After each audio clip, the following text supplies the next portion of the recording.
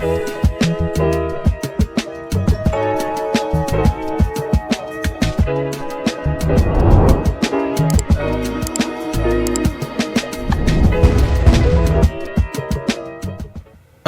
we're going to throw an episode of On the Wrist from Off the Cuff to have a really cool episode for you guys featuring a brand new brand to the channel and model in the Bausele brand, which is actually established in 2011. They're an Australian micro brand, and they're the producers of premium, mid-tier, Swiss-made sports watches uniquely inspired by the Australian lifestyle. They're always taking time to live in the moment and disconnect from your daily distractions. Now, in terms of the type of watch, you can see here that this is a dive watch. Some key characteristics in the language. When you're looking for a diver, of course, you're going to want water resistance. Typically, some type of screw down crown. You're going to want something that's tough, legible, with a dive time bezel, and a dive extension is always nice on bracelets. This is their Oceanmoon V, which I'm going to guess is for 5. And this is the Orca black colorway. It's a 100-piece numbered limited edition inspired by the majesty of the Orca whale. You can get these for $1,300 direct from the brand. And yeah, big shout out to Bausele for lending this piece in. Definitely very impressed. And, you know, I always try to look for different things on the channel. And I know for a lot of consumers within the micro brand space, a lot of times you're kind of within that space because you're looking for something super affordable. But I will say there's kind of a whole nother dimension of micro brands that are not necessarily super cheap or super affordable, that are actually just very original and fun and have a whole theme and ethos behind each brand and each model. And if you're just kind of, you know, shopping within that under $1,000, unfortunately, a lot of times you're just going to find a lot of brands that are just kind of racing to the bottom. And that's what you kind of won't find, though, when you look at brands like this that are going to produce very specific timepieces in smaller batches. So with all that said, let's go ahead, zoom the camera out, get this piece in hand, and take a closer look.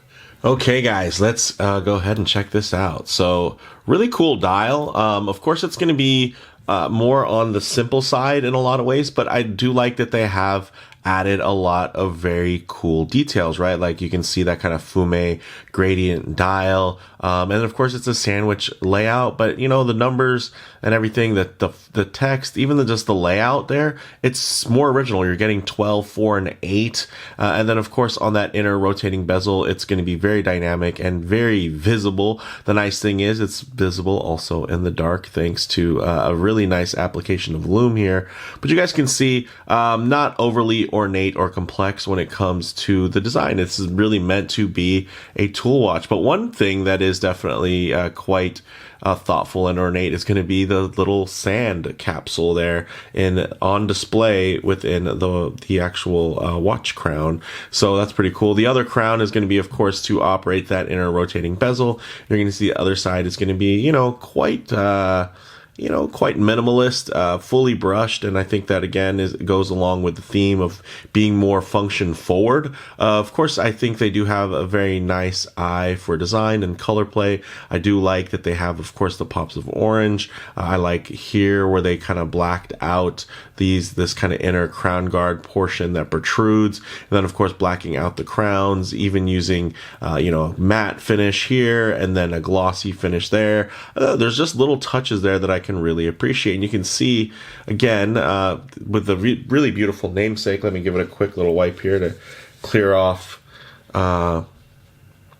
my fingerprints. Check that out. Really cool. And again, the namesake of Oceanmoon, right? Looks really awesome. So now that you guys kind of have a basic idea of what this watch is and how it looks, let's get an idea of how it wears. So 42 millimeters in diameter, 15 millimeters thick, 49.2 millimeters lug to lug, 316L stainless steel, satin brushed. You do have a flat sapphire crystal that is going to have 5 times inner AR coating, and it's going to do a really great job of accentuating that dial. And I can even see my fingerprint right there on the glass. So let me wipe that off real quick. Boom. Hey, that was nice, right? The AR coating was working so well that it made my thumbprint stand out. So You know, more of a full-size diver. This wears like a traditional dive watch. This isn't some, you know, mid-century big crown reissue or anything like that. This is definitely stepping in another direction in terms of being more contemporary, more new, and just feeling overall more industrial in terms of a very robust construction here. Now, this crown, essentially, it's a screw-down crown, so you can't move or mess with the bezel until you unscrew it. So we'll go ahead and demo that. We unscrew, and then as it unscrews, it unclicks, and then you're able to set that and use it as you would. So essentially, if you're diving and you wanted to go ahead and jump down, hey, boom, right there. And then everything as it goes, you're gonna know when 10 minutes is, 20 minutes, 30 minutes, etc. Or whatever you're needing to time at the moment. And I will say there's even a slight click to this, which I've never felt before in an inner rotating bezel. Normally it's smooth, but here there's actually clicks to it, which I think is very cool. Wow, I don't think I even had that in my notes. And the cool thing is, with the click, it actually allows you to line this up with a little sense of, oh, there's a click here. So let me line things up so I can actually use a little bit of the feel and then line up, which is very helpful. And then when I push it in, what I'm going to want to do is, of course, as that's being pushed in, it should disengage the turn like it is. As you can see, that's the way you want it to work. And then as you're spinning it, you can lock it down. So very, very cool, very useful. And then here, the other crown is going to be for setting the time. You're going to get hacking, hand winding, all those goodies, because this is going to be powered by a Sellita SW200 within a 38-hour power reserve, beating at 4 hertz or 28,800 vibrations per hour in terms of that beat rate. So nice and smooth sweep on the seconds hand. Now, getting into, well, let's just go ahead and look at that beautiful solid case back again. That Oceanmoon decoration is very cool. And getting back over, we're going to see this really cool sandwich fume dial, no date, and there's also actually no ghost crown position, which is nice and something that I've noticed used more and more on Sellitas. So it's nice that Sellita's actually listening and creating little hacks to get around ghost positions for non-date variations of their movements. And you know, and kudos, of course, to Bausele for spending a little bit more money, and I'm sure paying for that extra complication. Now, getting into the handset there, you're going to see painted as well as polished for contrast, depending on which handset, which piece and whatnot, but I think it all flows very nicely. That's probably going to be the only shiny part on the watch, and I'm fine with that because, well, I mean, you do have the gloss here, which, again, it's nice. I think it kind of comes together. Nothing really looks out of place. I think they took a very holistic approach in terms of their design, where it does feel like a complete piece, versus, unfortunately, sometimes watches on the independent side to save money can feel like they're more of a kind of part spin special, where I really don't feel that at all when I look at this watch case. Now, it is using Swiss Superluminova BGW9 and C1, so you guys are going to get to see a nice two-tone color palette when we do get to those night shots. It does also have 20 atmospheres or 200 meters of water resistance, which is great, 22 millimeter lugs, and you're going to see this really cool upcycled plastic textile strap with a signed butterfly deployant buckle there, as you can see, which we'll actually demo right now. Let's actually get this on the wrist and see how it wears. All right, guys, as you can see on my 7.5-inch wrist, this wears really well. Check that out. I mean, it's going to be a little bit thicker, but you know what? It doesn't necessarily feel top heavy because of how robust this actual strap feels, which is really nice. Of course, if I do get my wrist a little bit too close to the lens here, I'm going to get some perspective distortion, which is going to make the watch seem a lot larger than it actually is. Check that out. It's amazing what a difference that makes. And unfortunately, not everybody really takes note or consideration of that. So what I like to do is keep my wrist just nice and low here. And then what I'll do is I'll tighten up the shot so you guys can get still a detailed look, while maybe just having a bit more of a truer aspect ratio of how well centered this can be. And you guys can see there, although I do have a larger 7.5-inch wrist, it is relatively round, so it's not like I have this big flat you know, kind of layout there that's going to be super accommodating to every watch. And again, this isn't a petite watch by any standards, but I do find it to be very wearable and very balanced, which is nice, and I dig that. So yeah, this is a good looking piece. and overall definitely more industrial in terms of its finishes there.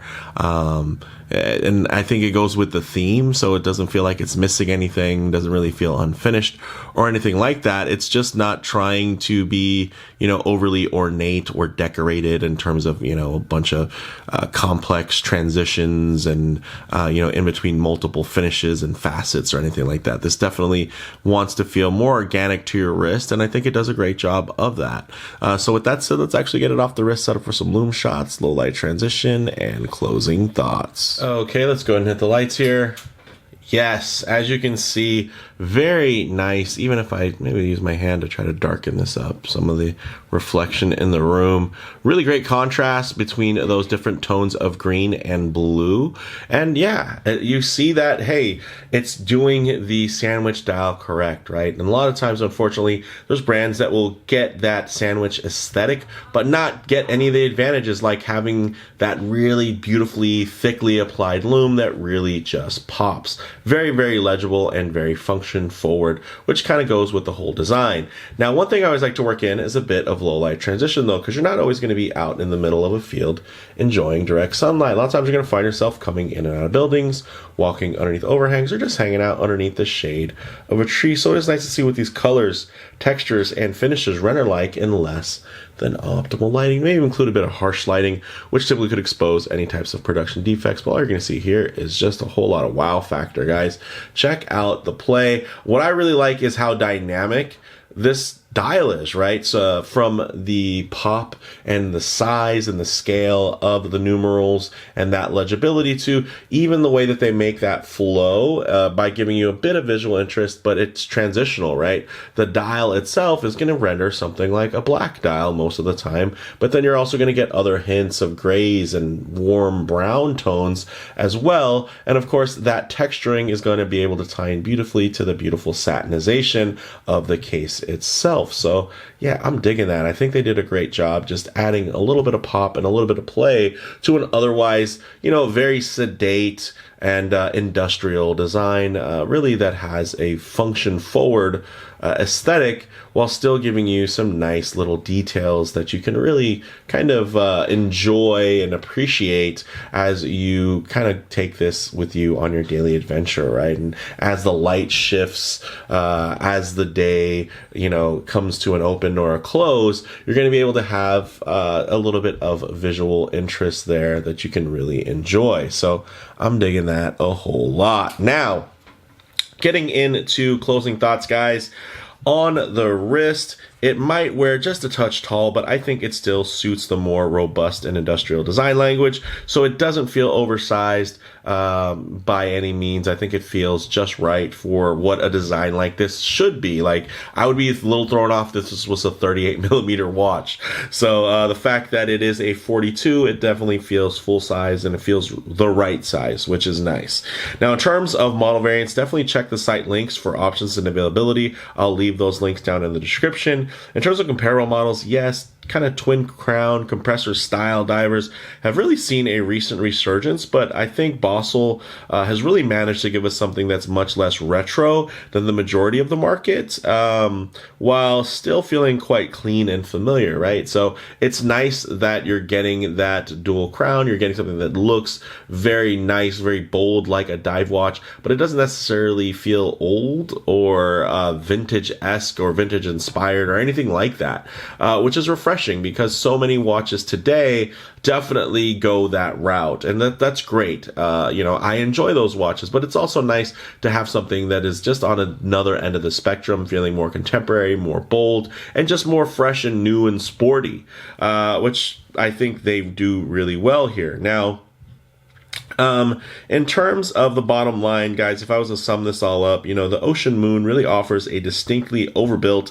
yet handsome aesthetic, along with a great overall brand message, and, wanting to be present and really trying to disconnect from those daily distractions that I think make their watches even more enjoyable, to wear daily. It's not just a cool, watch or a simple model. I like that, there's an ethos and a design behind that, and they carry that through with something. And, some of you might see as a little bit of a gimmick having that actual sand in there on display at the crown, but for me, again, it just makes this feel like a total watch. And as a collector, right, and not just a casual consumer, as an actual collector and enthusiast, those are the things that I look for, right? When I am checking out a brand, I'd like to know what they're about. And I'd like when you can tell that by just handling their timepieces. And I think they did a great job with that. But let me know what you all think down in the comments below. If you like the video, please leave a like. And if you haven't already, please subscribe for more content just like this.